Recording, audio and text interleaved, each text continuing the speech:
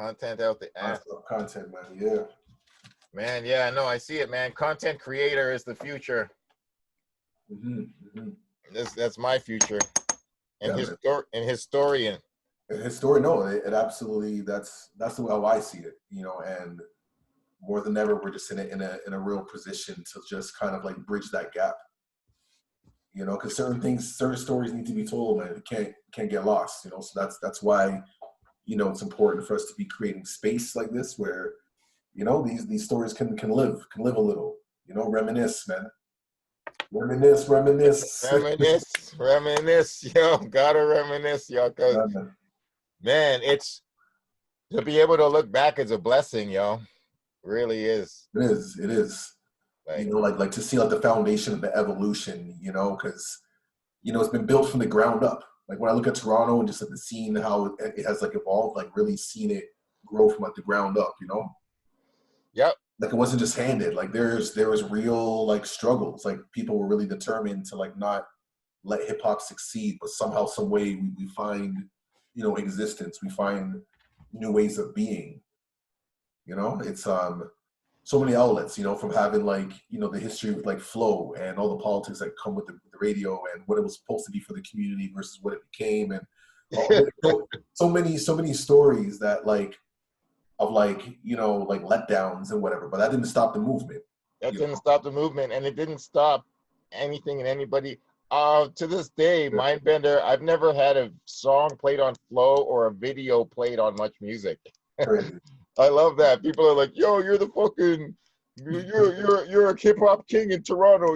I'm like, yo, are you fucking joking, man? Like, I am with the people. Like in the industry, these motherfuckers don't respect me, but it's all good. Like, yeah, like, man, I went up and supported OTA Live more than once, man. Like that shit was real. Fucking, I was on Rhapsody. I don't know if it was actually quantified, but like, I was actually on. I might have been on Rhapsody more than the host, because when Trax was the host, I was there every single time, and Trax missed it like 4 or 5 times. You're still there representing, and I missed it like 2 or 3 times.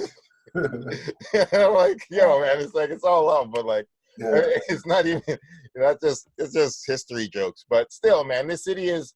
That's the point is like we built it all, and no matter what, we had wins and losses, and we just kept going. But yeah, man, yo, I'm so glad that I was just talking with Mensa and who else, Big Jax, and then even Mastermind jumped in it yesterday.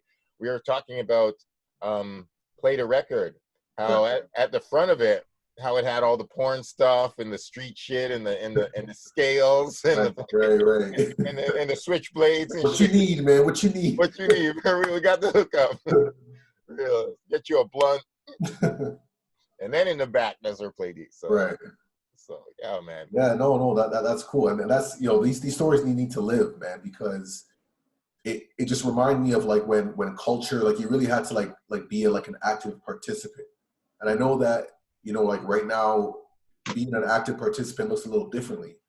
Like being online in forums and stuff like that counts, you know what I mean? But back then it was like you really had to like be around. You had to really be in it, like breathing it, like living it, man. Like it was an experience. I'm so glad that I came into it like at that time when things were in motion. People were taking, you know, hip hop serious, and people were really investing time and energy into it.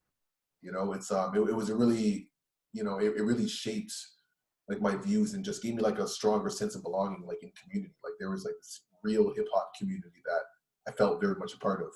You nailed it, man. Like when you were saying that you had to be there and participate, I just thought of like a breakdancing circle where it's like, yo, you had to watch what was happening, and you had to be there at that time in that moment, and you had to be paying attention.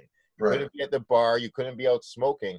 And it was like the privilege of focus, because some people might have been too short or not like even like aggressive enough or even like cared enough to like be like, oh, I'm not really gonna watch what's happening, but you would miss out. No, it's true. And it's like, yo, that's just one aspect of it. But I mean, the other blessing is just watching the show. Like, if you weren't there for the hour or two that the rapper is on stage rapping, you missed the show. Yeah, and being part of, like, I remember, you know, just thinking about this one battle. I can't remember what it was, but like I just remember it was a time where Decisive was battling, and some like hoodmans like threw bottles at the stage. Like, yo, this was a venue that was on Spadina. It was such a random, like super random. I've only been there once, and it was like this like venue where you like go upstairs, and then it was just this kind of like area. But anyways, that same battle where, like, you know, Decisive won and people were not happy about it. I remember going into the washroom, and inside there was like half of like Monolith like freestyling. Like Black Cat was there. He was going off. Like, I just remember just going to the washroom. He's just going off in the bathroom. Man's like making beats on the walls and shit. Like, it was hip hop. You know what I mean? Like it, just like you're saying, like you just had to be there. Like, even me explaining it isn't doing it justice. Like, the essence and like the feeling of that. Like, you know, it was such a golden experience. You know, I'm so grateful to witness that. Like ciphers, you know, in the alleyways, and people were just really, they had so much off their chest that they had to get off. Like, you know what I mean? It was just like, it was urgent. Urgent. Yes, you're so right, man. Yo, you're giving me a couple flashbacks of right good times, man. Yo, like, oh, it's crazy. Wow. And there's so many stories like that. So like many random ciphers, you know what I mean? Like, just, you know, just like, you know, outlets of expression. And you know, that's what I mean, like being part of that and the essence in the road. And like, if you weren't part of it, you wouldn't really understand it. You know what I mean? Like, it was like one of those, like, if you know, kind of deal. You said it right there. It was like you had to be there, yo. Yeah. And the value of it would enrich our lives so much more, because it's like, the thing is, it was the electricity that we were all bouncing off each other. Cats might shout out, or like something that we had all done together, or a song we all knew, or a rap off each other. Bouncing, and it's like, or a rapper that we were all fucking with at the time, or like even like the weed or the alcohol that we were all drinking at the same, just whatever connected us as friends, we might use in that cipher. And just be like, yo, man, yo, we're doing this for us, by us, like straight FUBU before FUBU.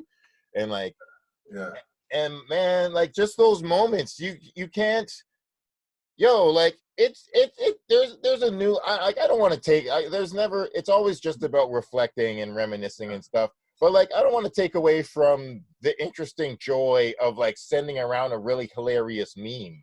Like, that's a new, instead of like the way we used to do it back then. But like, it's a new cipher, you know what I mean? Because like, participating is sharing, you know what I mean? So someone sends a meme, you share that with some people, whatever, and that's kind of like your way of being connected. So, you know, things definitely evolve.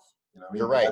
But that's a good segue, you know what I mean? So we can get into our purpose and what we're trying to do here. This is like the first inaugural. That was like a good like introduction. We just get right into it. You know what I mean? But it just shows like the energy of where it's coming from, that essence, where it just hits. One idea sparks and we just snowball. You know what I mean? But we're not even trying. Yeah, what we want to do is create like a formal space for this. You know what I mean? Like, to like really reminisce, you know, reflect on like the past, how it's like, you know, influencing the present and the future. And also just to make sure that history is like documented, because a lot of things that's been happening in the city isn't like an overnight thing. There's people who invested blood, sweat, and tears that haven't even got the credit for it. You know what I mean? Haven't even got recognized or whatever. And we're not, like, things aren't random. You know what I'm saying? It's not random. There's so many things. And I think like us as people who are in that space where we have this knowledge, like, it's our duty to like to share it, and then also reach out to those who are still around to share those stories. You know what I mean? Like, we have a duty to reach out to them and be like, yo, like, your story is important. We want to have this greater collective understanding. You know what I mean? You said it all right there, man. And I love that word that you said, because it really is our duty. It's the duty of every living thing basically in life to transmute and transfer its information to the next generation. Like, that's literally what everything in life does. Fucking positive, negative, like whether you're a fucking corrupt colonizer who's like, I stole all this shit and I'm gonna give it to my children, or you're just like a fucking mother bird who's like, yo, I'm gonna teach my baby birds how to fucking fly, like anything. So it's like, we have to do this shit, and like, that's like, I'm definitely with you, man. It's reemerging now, because 2020, like, I seen too many and heard too many weird things. Like I was walking to a show. I'll never forget this. I'm walking to a show with some young kids. I'm like, yes, I'm going to a show with young kids. And then they're like, yeah, I don't know who Tribe Called Quest is. And I just stopped. I was like, oh wow. Yeah. I'm happy we're going to a hip hop show, but you're saying you're a hip hop head and you don't know who Tribe Called Quest is? That's very interesting. And like, I'm Well, like, yeah, it was just like this but you know crossroad. what it is? Like for me, like I like those kind of like social like indicators because it shows like where people are at and like and those gaps because Yeah, it's true. You know what I mean? Like there's certain foundational artists that are important to the culture in terms of the progression of the culture that are you know worthy to be recognized and to be honored. You know what I mean? But it shows like where hip hop is right now. Like we don't really honor like the past or whatever. It's like, yeah, that's old school. That's cool. You know, to give their little credits, like maybe Biggie and Tupac, and that's as far as like OGs go. You know, and but yeah, that's it. you know, That is it. but it just shows like when I hear those kind of stories, it just shows like the importance of giving context. Like I got to give a shout out to Shad K with this like hip hop evolution series. Like brilliant, brilliant. Like everything is broke down like so perfectly. You know what I mean? So like big up to him, and you know what I mean? Like it's time for more of those kinds of like educational resources. This is like the whole idea of like edutainment. You know, making things you know fun, exciting, but we're still dropping mad knowledge. You know. And Absolutely. that is hip hop. Like, you know, that's what it is, right? So Yo, yeah, man. that's like, you know, that's one of my favorite definitions of the term. Yeah. Like, you know, as problematic as some of our heroes have become, I love when KRS once said that, like, hip is to be hip and aware and witty and clever, and hop is movement. So it's just conscious movement. Yeah. That's really what, and it's like we can never move away from that. So Right, right. I'm so with you with Shad. Shad is one of my favorite Mhm. living, breathing rappers, human beings in all of hip hop. Like, definitely isn't just doing what he does on the mic. I love the people who embody their hip hop essence outside of hip hop, Mhm. wherever they go. So, Yeah. like, So like speaking of hip hop, you know what I mean? Like, you know, us creating this like, you know, platform where we can just like share stories and just like kind of like, you know, reminisce and to pay homage to like the roots of like the culture that, you know, that had such a major influence on our lives, I'm sure. You know what I mean? You know what I mean? So that being said, like when it comes to like Toronto hip hop, like what is your first like memory? You know what I mean? Like what comes to mind when you think of, you know what I mean? When you first was like, yo, like what is this? Like what's going on here? Like I want to be part of this, man. This is crazy. yo, I'll tell you, it's this really interesting, weird twist on it. Okay. So I'm with my brother. We're living right near Bayview and Shepherd. I go to Bayview and it's like it's 1990. I'm in grade 8. Mm. Um, Public Enemy comes out. Fear of a Black Planet. Fucking Okay. like Ooh. like Yeah. phenomenal. Like Fear of a Black Please, Planet. please. Fear of a Black Planet is the time. Man, that's And like, your first, like your yo, first. that's my like so but the thing That's is, great. like Fear of Black Planet comes out and I'm like killing it in the living room. I can recite Brother's Gonna Work It Out. Right. 911 is a joke video is playing. Like, Yeah. that's what time it is in the culture. And Flavor Flav is hype. I'm like, yo, this is amazing. And me and my brother were like 11 or 12 years old, and we're like too young to go to a rap show. But I was very like I knew that I wanted to It's see this. going down. Like, come on, Yeah. this is amazing. So my mom is like, okay, well, you guys can go to the show, but you got to get your big brother to take you.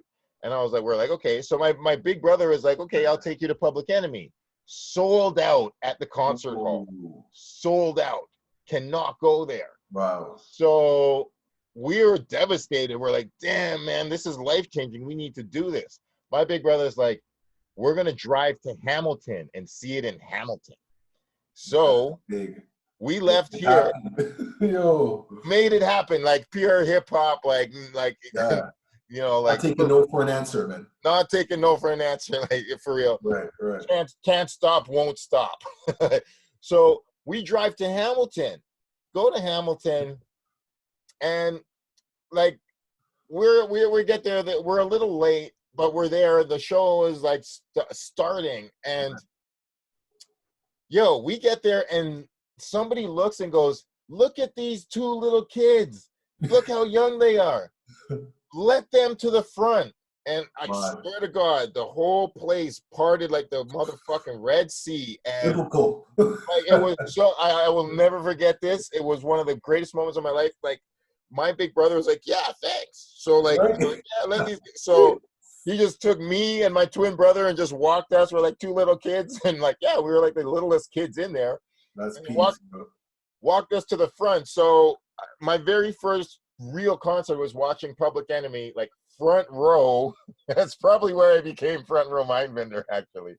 But like, we watched it front row, and I will never forget this. I'm saying all this to say, like, Flavor Flav at one point came over and was like, "Yo, yo, yo, I love seeing kids like you. This is great."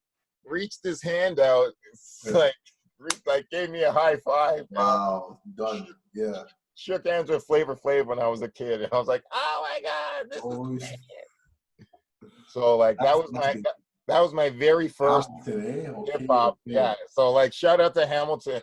Man, for blessing you. That's incredible, and it's so like in Mindbender fashion.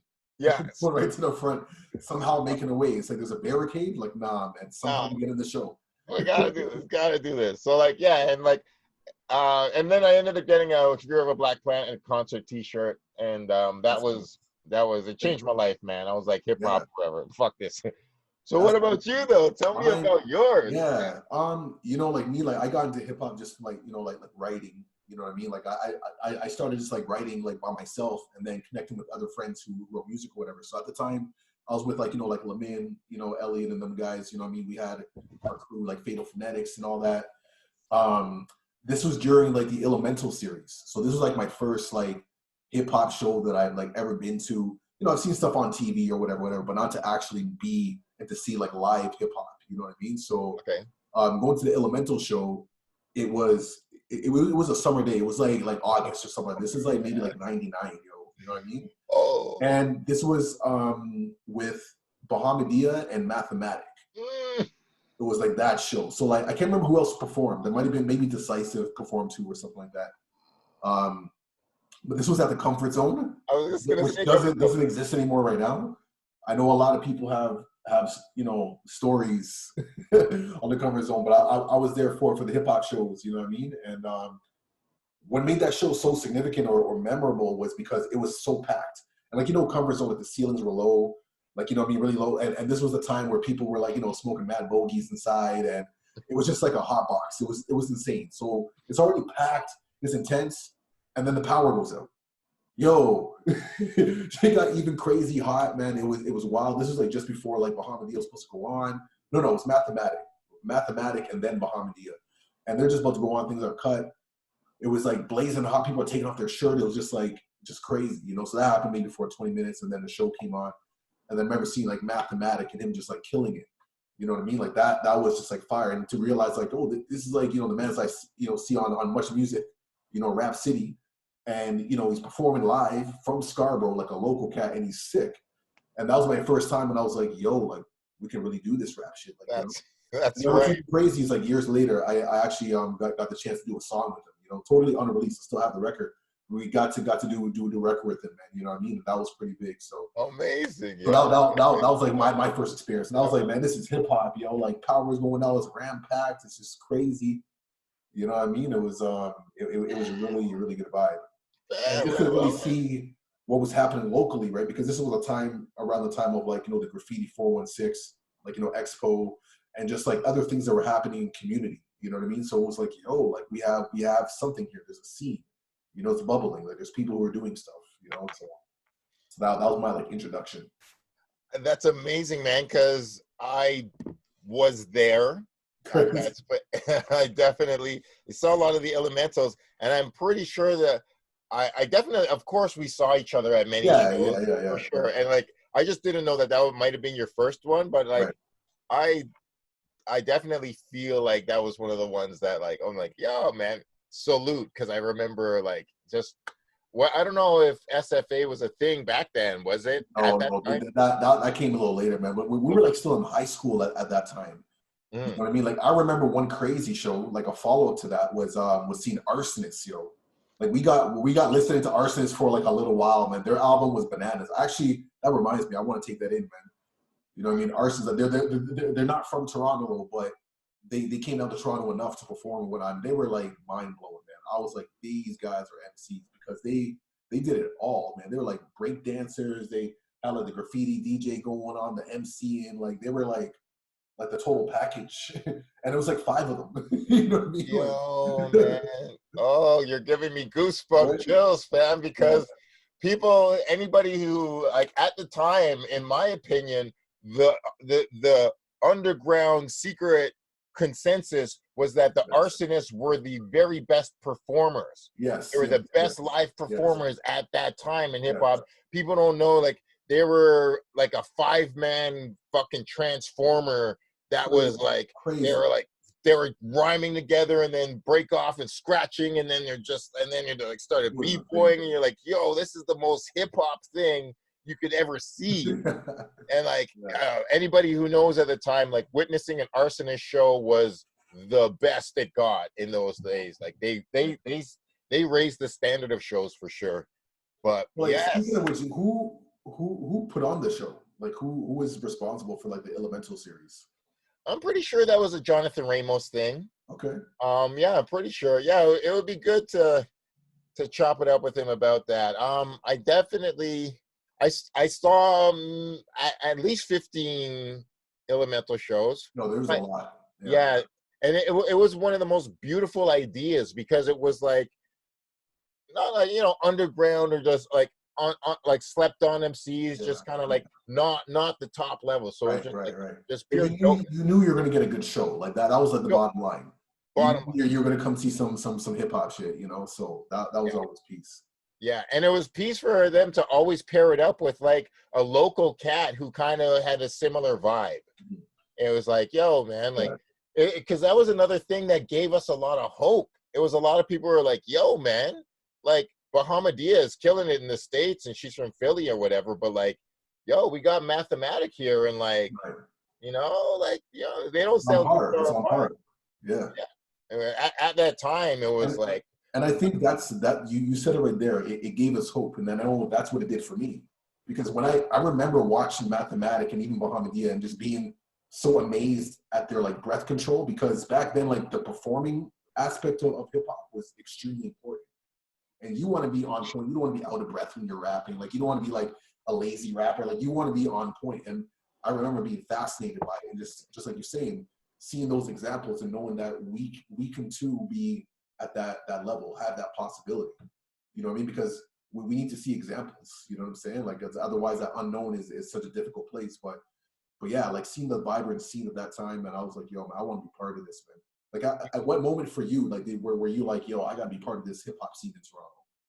Like, what were some defining moments? um, I would say when I heard Socrates, the B side to Still Caught Up, I Okay, like my heart dropped. When I heard that, I was like, that's from Toronto? okay. Fuck that, yo. Like, Yeah, yeah, we're dope. And I'm like, if we can be that dope, yeah. then like I That's believe that. in us. I Socrates made me believe in myself almost more than any other Canadian, just because I was blown away with his talent, his voice, his production, Right. and like the for me the depth of Socrates's voice Yeah. was like, yo, man, this guy is like, he really sounds like an American. Like he sounds like a character, like a really powerful musician. And like I had just moved out of Toronto to Ottawa. Yeah. So Okay. when I was in Ottawa at the time, when I heard that Socrates was out, I was like, yo, man, there's a Right. cat in Canada that even sounds like that guy's as Very true. strong as like Method Man, or Right. like Right. his vocal power is kind of like Rakim or whatever. Right. Right. Right. But yeah, like I have like that was like 92, I think. Okay. But yeah, what about like what made you want to? And I also knew that it was pressed on Step and Bigga, so I was like, yo, it's not even a major label. Like this is Yeah. just. I was like, this is kind of possible. Yeah, yeah.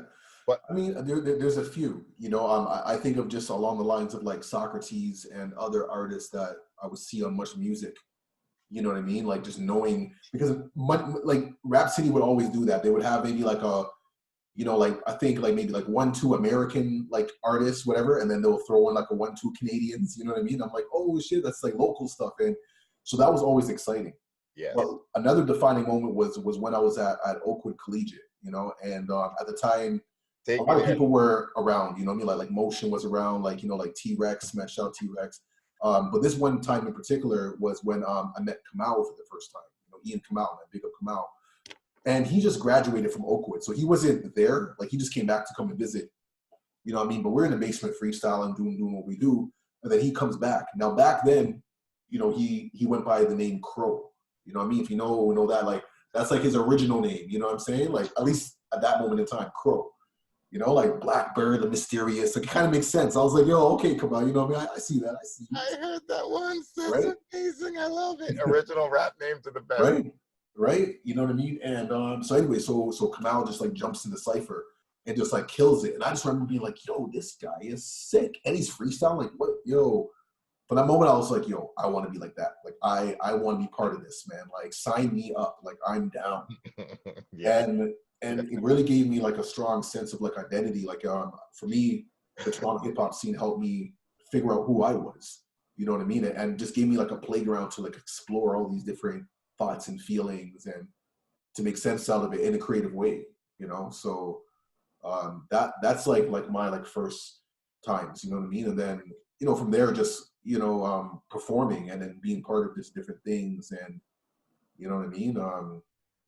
I remember like selling Yep. CDs was like a big thing, you know, on the road, just like hustling and that was like part of the culture, you know what I mean? It's like, you know, we sell our own stuff, you know, and Yo, y'all were good at that, man. I loved seeing y'all around, man. Like, and you know, like those days were cool, man, because there was a lot of people on the road, you know. This is like early 2000s, at least for us. I know people have been doing it longer, but for us it was like early 2000s and like, you know, Cryogenics was on the road, like Georgie Porgy, like people like this were just like regulars.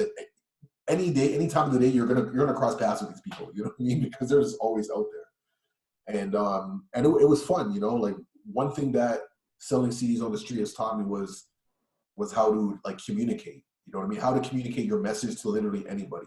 Because the majority of people that were buying CDs like didn't look like they listened to hip hop, but because of our passion and our drive, like they supported it on that front. You know, so like the hip hop scene in Toronto was very instrumental in terms of like, you know, how I experience people, how I communicate, how I connect. Like, you know, it's all from a hip hop lens for me.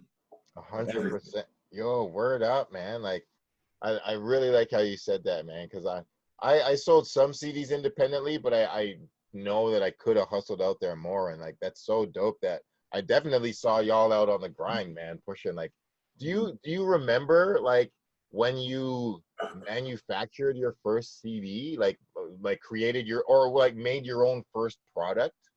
Like whether I might even be like a Stolen from Africa T-shirt or like a CD. I don't know. Do you remember like making your first thing? Yeah.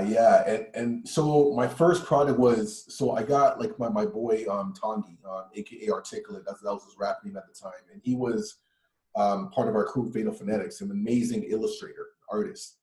And he like did this like cover for me. Like he just did it for free, just off the strength of like, yo, you're a dope MC, let me just do something for you.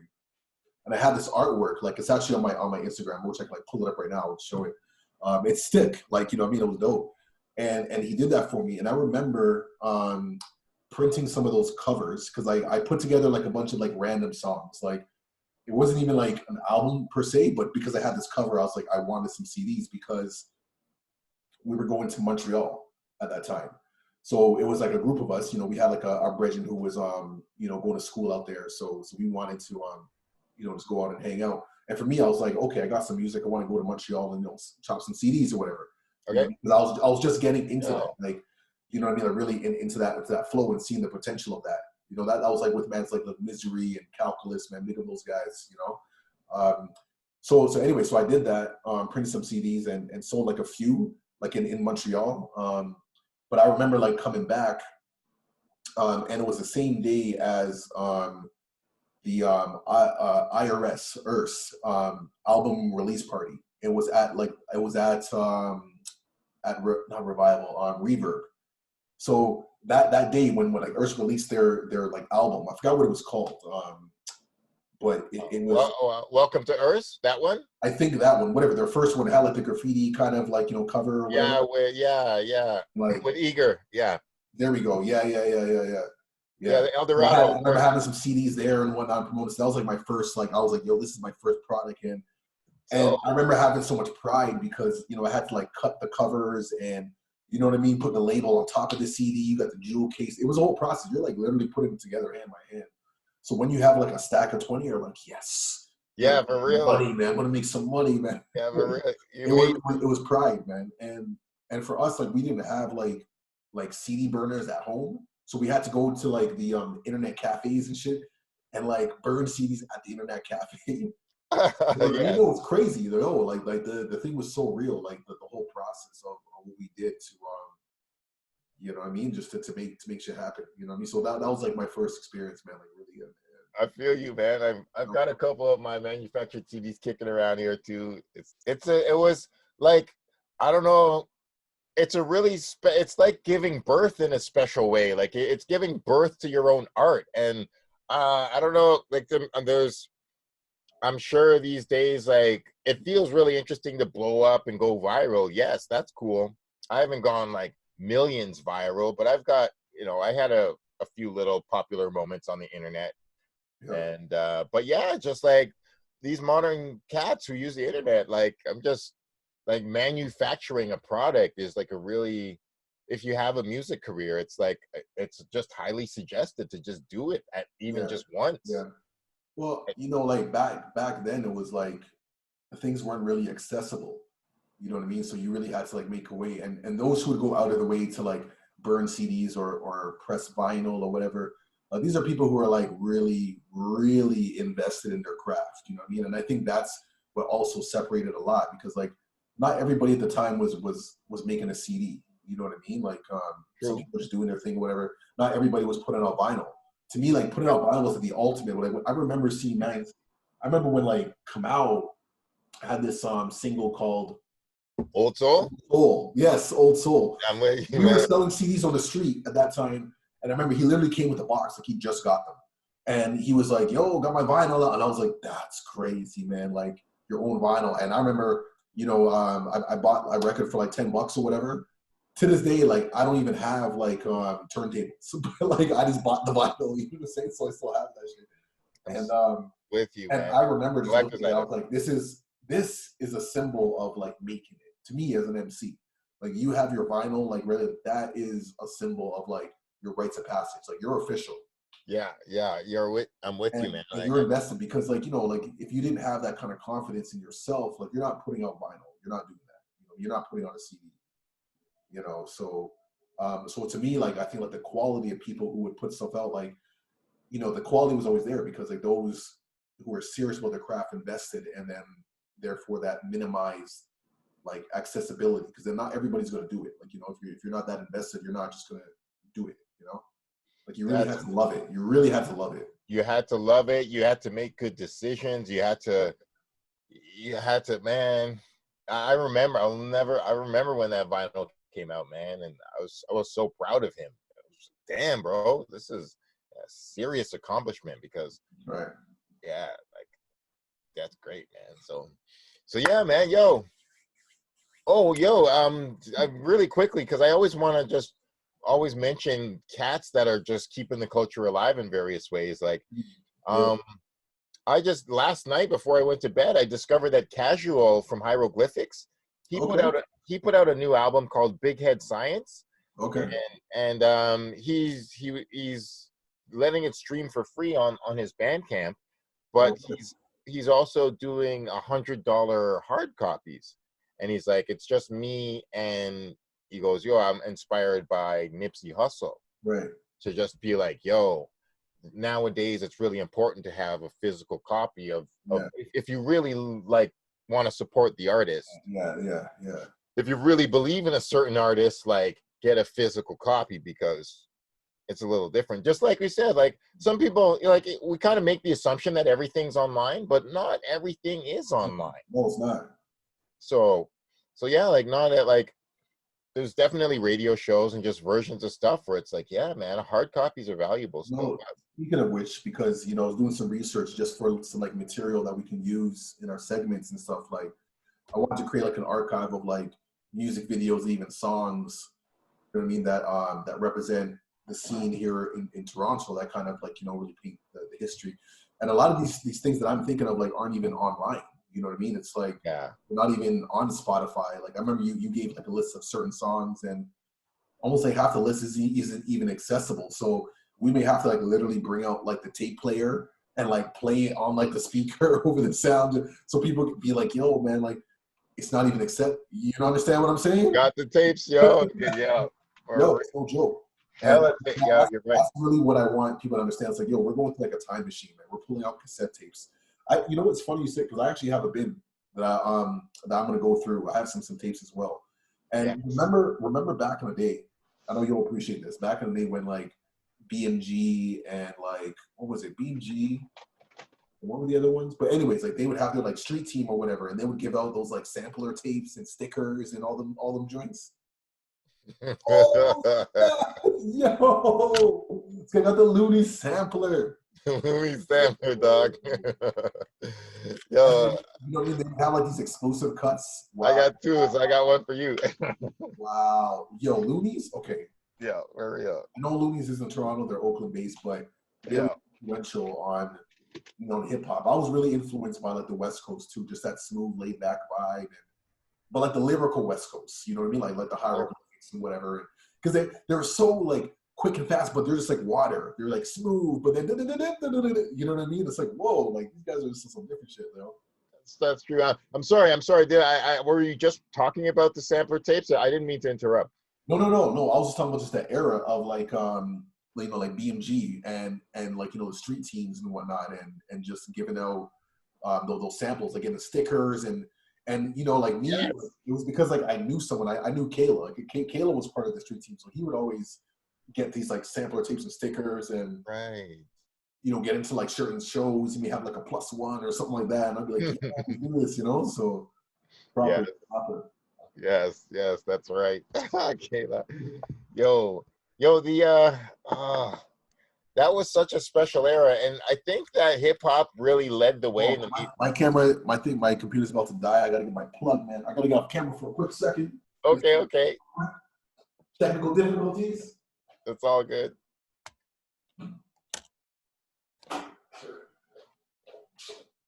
Yes, and we're back. Jeez. Tight. I just don't want this to like cut out. Of course, man. This is dope as hell, yo. Yeah, man. This is just the intro, man. So I just want to put out there, man. So like, what are some like guests or people that you think you would want to being part of the conversation? You know what I mean, in the context of Toronto history, and that could really kind of paint a picture of like what it was like. Like I want when people hear stories that they literally just like feel like they're there. You know what I mean? Like I would like to Jonathan Ramos is a guy I'd like to talk to. No. That's a head, man. Like there's just a lot of stories, man. It sounds like a part 3 series. Yeah, I would love to talk to Ramos, man, because I would have to say, Jonathan Ramos is probably responsible for maybe 60 to 70% of the hip hop concerts I've ever seen in my life. No, that's a lot, by the way. And they're like, it's hard to quantify. I'm like, I don't know if I've seen 5,000 or 10,000. Yeah. I don't know, but I know I've seen more than 2,500 shows. I'm like, I was digging through the flyers and I found an Inspector Deck flyer, and I was like, I hosted, and Camouflage was on it. Yes, I was there. Yes, I was there. And I think it was JD Era, maybe. Right. But I was like, yo, I hosted it, but I was like, I didn't even remember that I did this. No, you've hosted, no, in that era, you hosted quite a bit of shows, actually. Like, there was Quite like, a bit of shows, yeah. But like, that's why like really making this history known is good, and yeah, talking to some of the other people would be great. And it's always good to get those flashbacks from friends who saw things that you didn't see. Um, Ramos, Complex. yeah, I love to talk to Complex yeah, yeah, because Complex is a Toronto historian yeah, that yeah. on levels. Nah, for real. um, yeah, maybe like Marvel or G Knight, Tara Chase. I would definitely want to talk to Tara Chase. I'm a huge fan. Um, Phoenix Phoenix Pagliacci. I love to talk to her. Yeah, Hmm, lots of people. I don't know. Men's is funny. okay. Uh, Random people. Why? Who would you want to talk to? Oh, the last funny thing I would say. I don't know if we will. I'm just throwing it out there. It's always funny to talk to Georgie Porgy. Oh man, I don't know. I don't know if the people are ready for that, man. I don't know if the people are ready for that. I don't know if I'm ready for that Like, either. you know what I mean? From a Toronto historian perspective, like to really get a feel for like the culture on the front lines. Like, yeah, I mean, you definitely have a lot to say.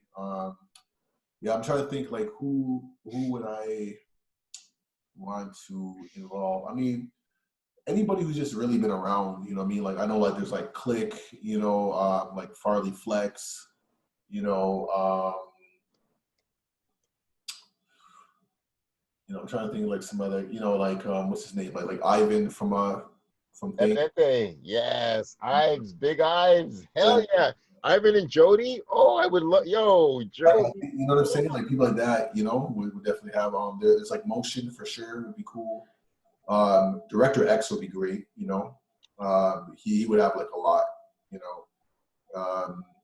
Yo, I talked to him for the first time this year, and it was so good. I just wanted to keep talking. I would love. It would be good to reach out again. He did a really dope thing where he talked at University of Toronto to a bunch of students. I've seen him do that like quite a bit like over the years, man. He's definitely on point and sharp. Yeah, man.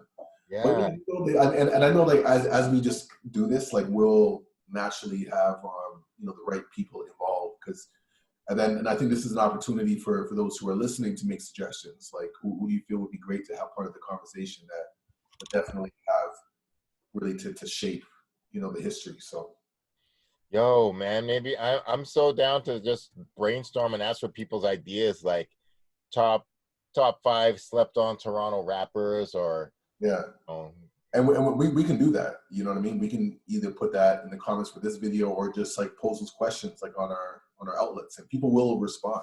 So that's just really cool. that's it. Yeah, or like Toronto's best DJs 90s versus 2000s, or like Mm-hmm. yo, about reminiscing though, I wanted to throw in a quick thought that just you just made me think about, but and then we can maybe go to a final thought soon. Yeah. But like you made me realize when cats in this generation are kind of saying Wu-Tang is old school and Fugees are super old school, and who cares about like the 90s cats, forget them. It was like, yo, it was exactly the same way when we were in the 90s and we were just listening to Nas was 19, Cool G Rap is young. Yep. Those guys are Prodigy's that's like 22.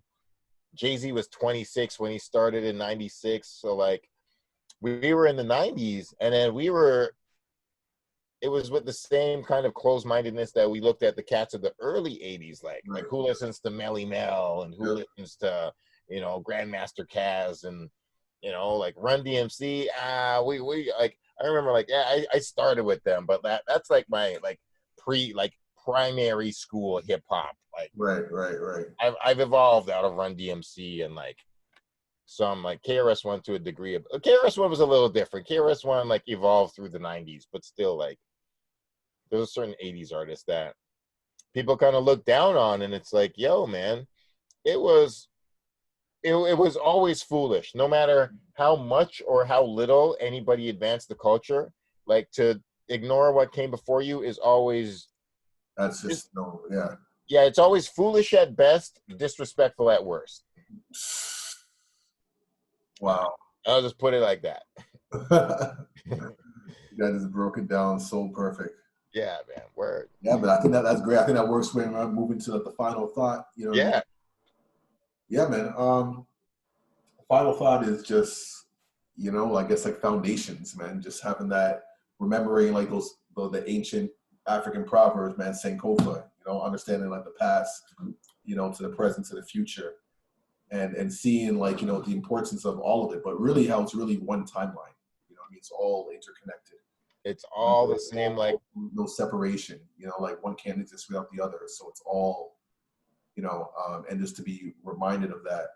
I'm excited to see like what we're going to uncover, because there's going to be, a lot that we know, but there's going to be a lot that we don't know at all, so I'm excited for what's going to be covered and just, connects like the larger piece of the story, like the puzzles coming together, you know what I'm saying? So, yeah. Yes. Oh man, I'm so with you there, man. I love that you said that too. It was perfect, because I was just going to say, man, it's this the time version of the one love concept. Like, everything is one, and like everything is connected. Like, if you don't see the connections, you're just missing out.